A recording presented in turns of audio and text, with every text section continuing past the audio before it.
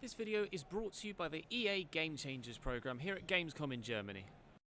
Hey guys, welcome to another FIFA 20 career mode video here on the channel. This one is going to be giving you a taste of what FIFA 20 career mode is going to be like when the game launches next year. We'll be going through the opening steps, having a look at some of the new things that are involved in FIFA this year, and then in a later video, probably tomorrow as you see this, I'll be uploading another month, a further video from this particular save, giving you a taste of what career mode on my channel is going to be like. This one, though, is going to be a taste of the mode itself within FIFA 20. As you can see in the background, going through the managerial customization screens. Now, there is another video on the channel that I uploaded a couple of days ago that goes in much more depth into the managerial customizations. Do check the channel page for that if you missed it, so you can have a closer look at what goes on when setting up your character, etc. this year.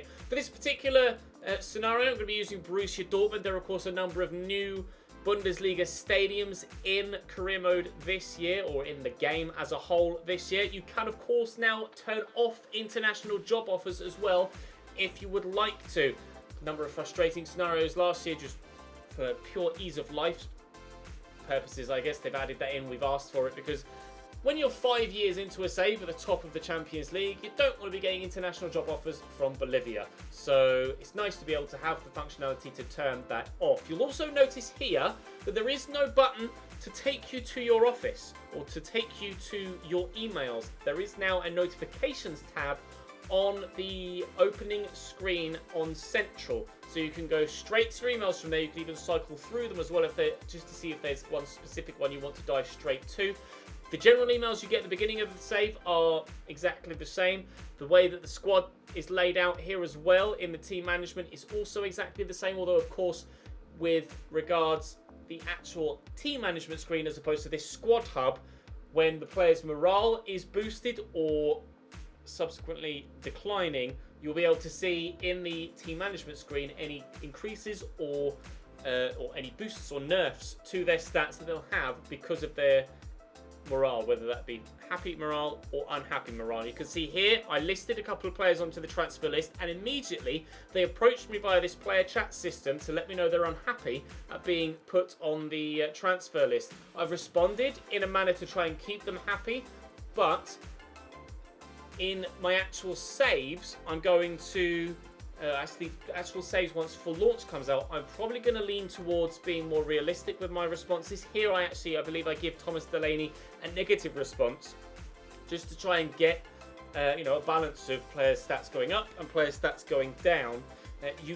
At present, it is quite easy to just boost the morale of all of your players consistently up to very high or up to very happy, so they'll for as long as you quite possibly could want, have slightly boosted stats. Hopefully that's tweaked for full launch. We have given that feedback. We'll wait and see if anything's acted upon it. This is an example of one of the new areas you could discuss transfers, etc. It's a restaurant. It's a rooftop bar. There is also a restaurant. This is brand new this year as well, of course, the press conference feature. Starting at Dortmund, we had the Super Cup in Germany as the first game of the season. Obviously, I'm taking on board questions here from the press with regards to the upcoming game against Bayern München.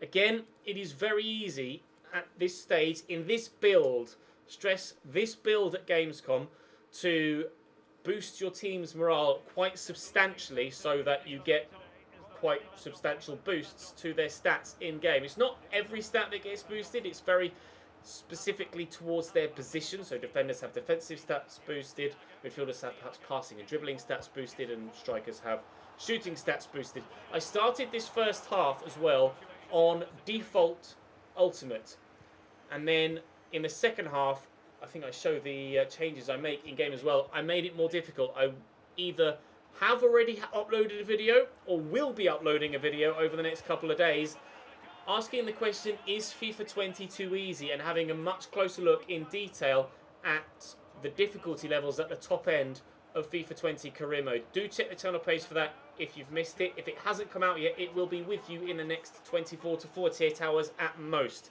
You can see here at the end of the first half, pick up a penalty. We've got the new penalty system in the game here. It's very sensitive in the build that we played here, but find the spot where I want to place it. You can time these shots as well.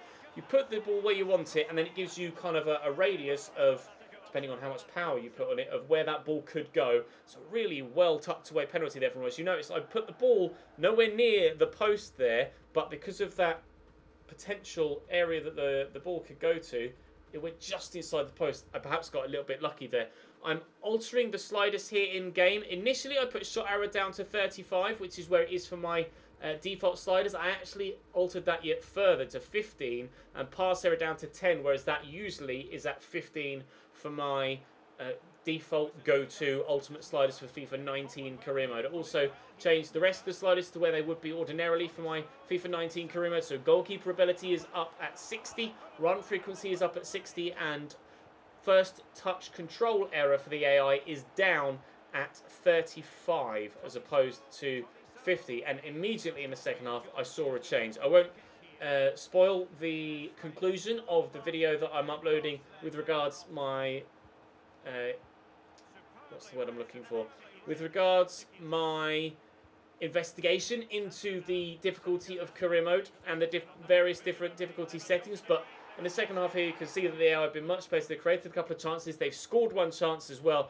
One thing here actually, I don't know whether this was just a mistake by the goalkeeper or even if it's perhaps the fact that Manuel Neuer is that type of goalkeeper to rush out in scenarios like that. So maybe it's something that was actually very realistic for Neuer to come out for that. It's a lovely finish by Royce on his weak foot, by the way. Marco Reus, dominant for Borussia Dortmund, and you'll see that in the episode that I'm going to upload after this one tomorrow, showing kind of a taste of what career mode is going to be like on the channel as opposed to a taste of career mode in general on FIFA 20. Marco Reus, extremely effective for me on FIFA 20 career mode in my experience so far.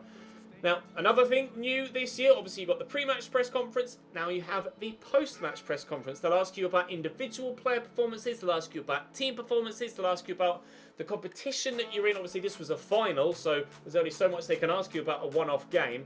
But in general, obviously, you'll be asked about cup competitions, whether it be domestic or European. Again, it's very easy to artificially boost your players' morale very, very quickly towards the very happy, where they get the maximum boosts.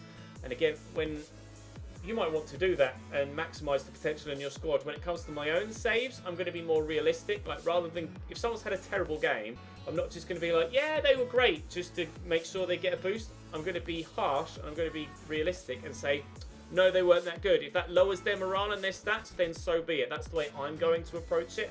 You'll have to let me know in the comments section which way you guys are going to approach it. You can see here that the players have now got all of that high very high morale, and those stats will be boosted slightly. I also made a signing, Sergej Milinkovic-Savic, in at Borussia Dortmund here just to improve at my central midfield role. Again, the central midfielder here, Thomas Delaney from Denmark, is coming to me letting me know he's disappointed that he didn't play in the last game. I was quite flamboyant with it and was kind of like, it's not all about you. So he didn't take to that too well, but the fact that he's come to me twice complaining about the same thing, I felt like that was an adequate response. It's not all about you, Thomas Delaney. You're the only one complaining. You've complained twice in 2 or 3 weeks. Calm down. You can see the Bundesliga theme in the previous clip.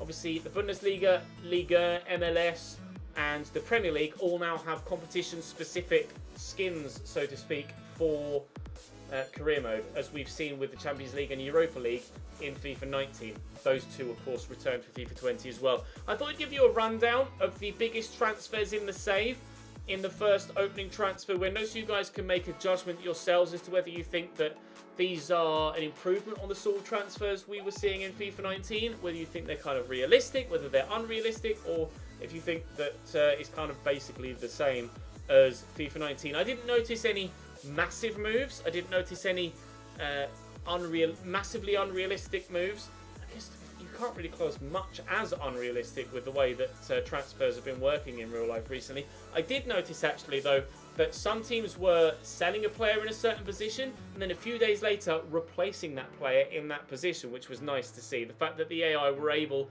to react to what was happening with their squad, and they were reacting in a realistic way, rather than like we had an issue 2 or 3 years ago, Man United signing 4 strikers, or David Alaba always going to Juventus because they were looking for a left back. You noticed that, say, just there, Daniel Regani left Juventus to move elsewhere. Juventus then went to Tottenham and bought Davinson Sanchez to fill that void.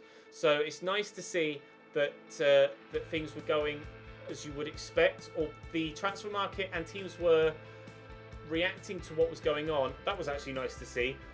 That was purely genetic, or purely natural. Sevilla selling Ben Yedder to Monaco. That happened naturally in the save, and obviously that's a signing that happened in real life as well. So that was quite weird to see, actually.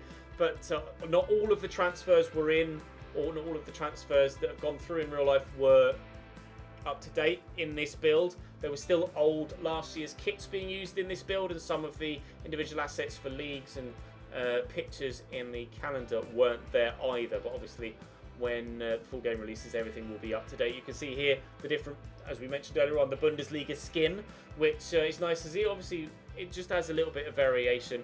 We are pleased that it's not just these skins that they've added in this year, and there are actually full-on mechanical changes made to career mode, whereas previously we've only really got visual updates. So I'm cautiously optimistic about FIFA 20 career mode. Let me know your comments in the or your thoughts in the comments section down below about what you think from what you've seen from all your various different career mode YouTubers that you watched so far.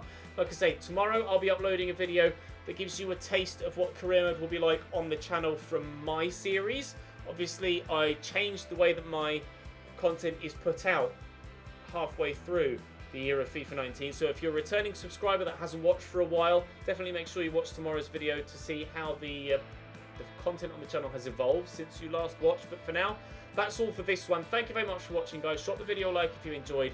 Make sure you subscribe to the channel to ensure you don't miss out on any FIFA 20 once it comes out, or any more from Gamescom, from the various different footage that I've been able to gather. I'll see you next time.